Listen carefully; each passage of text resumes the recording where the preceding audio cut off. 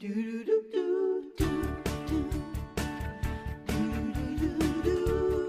hungry. Yeah. Are you hungry? I'm starving. So good. Hungry. Gosh, Jeff, you're scaring me.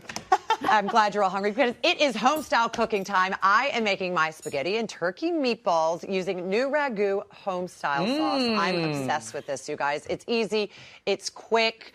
It is healthy. And since it's back to school time, it's kind of nice to not have to spend tons of time in the kitchen because you want to get your kids ready for the next day, et cetera, and maybe spend time doing some homework, whatever. You don't want to spend all that time in the kitchen. So this is quick, easy, and delicious. You guys, oh, well, it's not ready yet. It'll be coming out of the kitchen shortly. But in the meantime, I'm going to start making it. All right, so this is what you need. You need some lean turkey, regular meatballs. My husband's grandmother makes a delicious Italian meatball, but she puts pork, veal, and beef in it.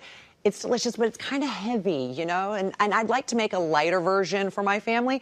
So I've started making these turkey meatballs and kind of keeping in the same vein, but just using turkey. You can use the leanest turkey they have, which is here, and then this over here is a little bit more of the dark meat and this is about 15%, and this is about 7% fat. So all you do is you get some lean turkey, you add an egg. What's that one? That's an egg. This is Italian breadcrumbs. Now we're talking. Then you have, bring it in. Go ahead. Bring it on in. Thank you, Sean. Yes. Oh, thank you. Food's here. Some parsley. Stuff's here. May I have extra ragu, please? Yes, you may. Some Parmesan, some water because you want to make them moist. You do. You add water. It keeps them moist. That. Yeah, you'll see why. Because turkey can get dry. Yes, it can get very dry. Thank you, Ken, for pointing that out. Why does mine look different than yours? Yours is vegetarian. I'm kidding. No, yours looks different than mine because yours is already cooked, honey. That's why. That's what it Jeff looks like. Doesn't visit the kitchen much. Yeah, clearly Jeff's not been in the kitchen. So you just stir this all up, and yes, Ken, you add the water for that reason exactly, because turkey does have a tendency to get very dry. Oh, it's really good. Do you like it? Perfect. Isn't the texture perfect? This tastes unbelievable. This is like coming out of an Italian kitchen, like somewhere, like unbelievable. I'm just saying.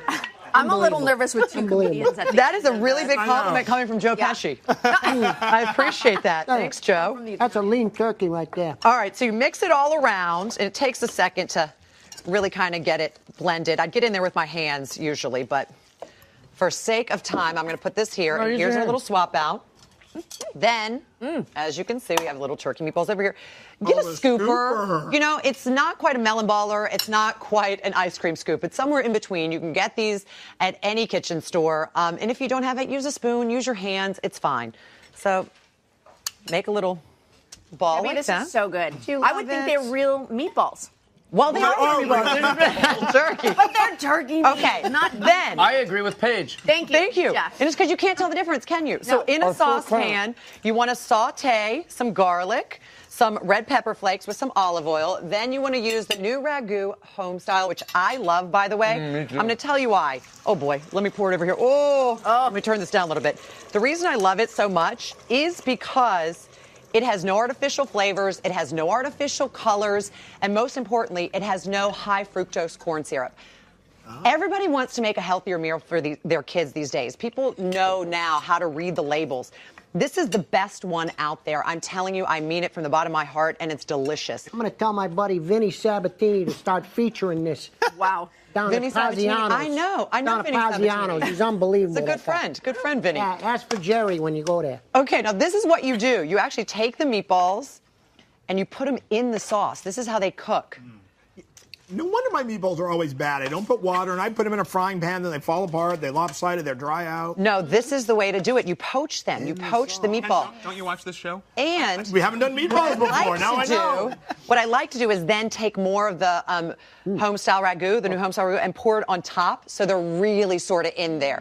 You cover it, and you let it sit for about 10 to 15 minutes. You don't want the bread? And then look at this. That's it. That is it right there. You bake the pasta, by the way. You cook the pasta as the spaghetti and meatballs, as the meatballs are cooking. Good stuff. Bring it over here. A little tip I would give you guys, when you're making the pasta, cook it 1 minute less than it says on the package. For the reason being is it's always easier to cook it more, but after it's already super soft, you can't make it hard again. You know what I mean? Right. So, and one of my things is never more than 3 meatballs.